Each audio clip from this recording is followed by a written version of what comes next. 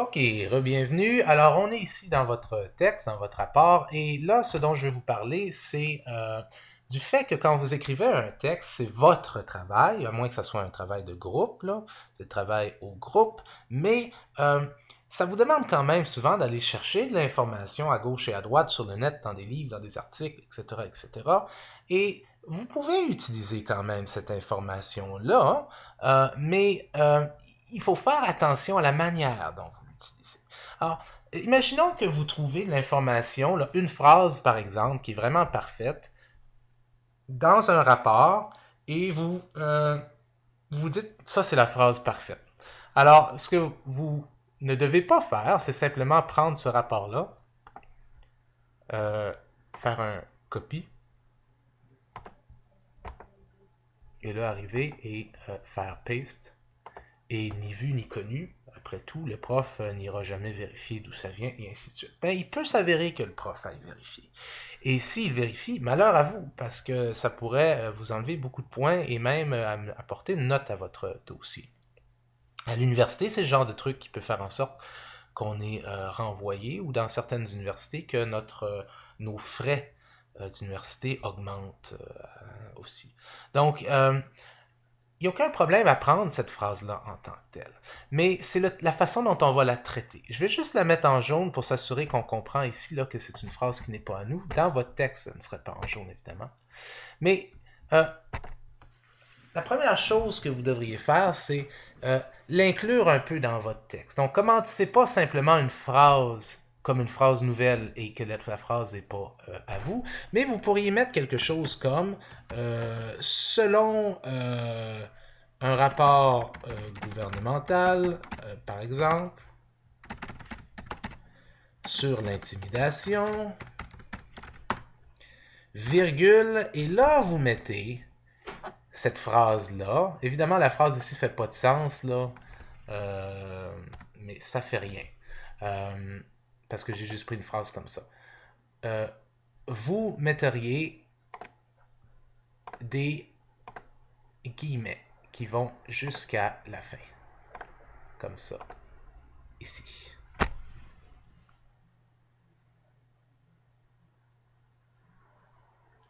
Et là, ça dit, oups, gouvernemental n'a pas de, ça dit au lecteur que, bon, ici, là, je vais enlever le jaune juste pour le fun, là.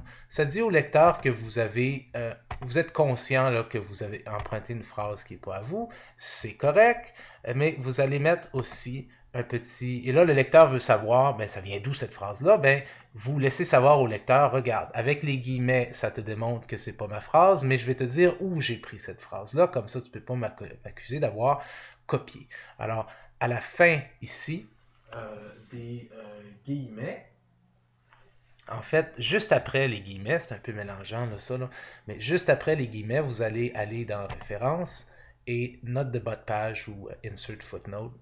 Et ça va vous faire un petit 1 ici, le voyez-vous? Le petit 1, et le petit 1 a fait un tiret en bas de la page avec un petit 1. Et ici, vous allez pouvoir, là je rentre n'importe quoi, là, mais vous allez pouvoir rentrer l'information bibliographique, soit où vous avez pris la phrase, qui en est l'auteur, quelle est l'année, etc., etc. Comme ça, le correcteur peut aller vérifier ça. Voyez-vous? Donc, ça c'est très important.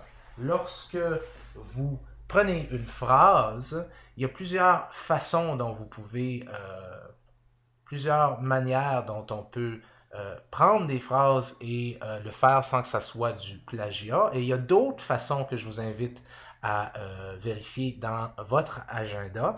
Mais ça, c'est une manière classique qui est un peu d'inclure la phrase à l'intérieur de guillemets et suivi par la suite d'une note de bas de page qui va nous amener en bas de la page et dans un endroit où on va rentrer l'information bibliographique qui est à suivre là, dans une autre vidéo. Mais ça, c'est uniquement si les phrases ont 4 lignes ou moins. Là. Alors, la phrase copiée ici a 1, 2, 3, 4 elle est à peu près 4 lignes d'ici à ici. Donc, c'est juste dans la limite, si on veut.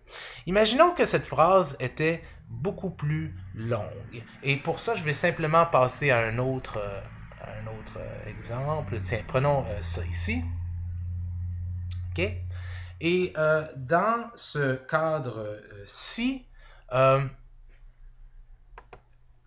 imaginons que je veux copier une phrase qui est beaucoup plus longue. Il y a quelque chose dans un rapport qui est parfait, ça décrit parfaitement. Tiens, c'est... disons que c'est tout ça ici, qui est beaucoup plus de 4 phrases. 1, 2, 3, 4, 5, 6 phrases. Alors, je vais faire copie. Et là, je vais retourner dans mon document. Et encore là, je vais faire une petite mise en... une entrée en matière. Alors, selon un rapport gouvernemental sur l'intimidation. Voilà, j'écris n'importe quoi. L'intimidation gouvernementale. Ouais, c'est... Bon. 2 points. Et là, vous faites Enter.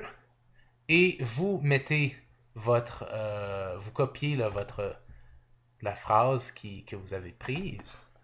Ici. Et là, le truc à faire, c'est que maintenant, là, cette phrase-là, là, elle n'est pas à vous. Là, hein? Je vais la mettre en jaune. Cette phrase-là, ici, n'est pas à vous. Alors, qu'est-ce que vous allez faire avec? Ben, vous allez la prendre et la mettre... On appelle ça mettre une citation en retrait, c'est pour les citations plus longues. On va la mettre à simple interligne. Première chose. Okay.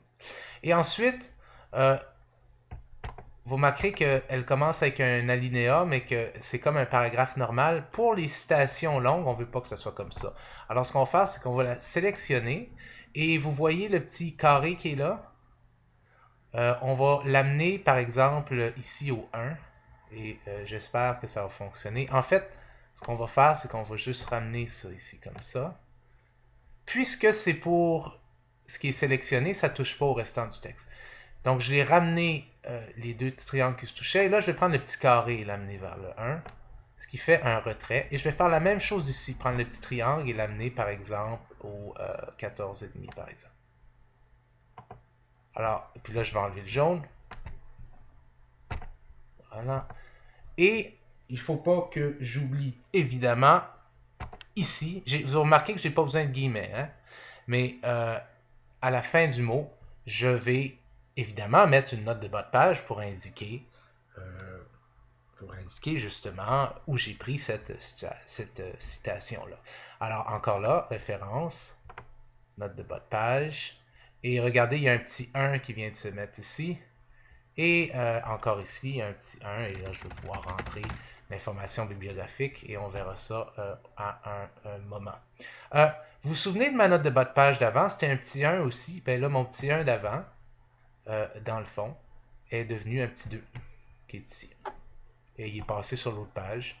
Et il y a un petit 2 ici. Donc, ça s'ajuste naturellement.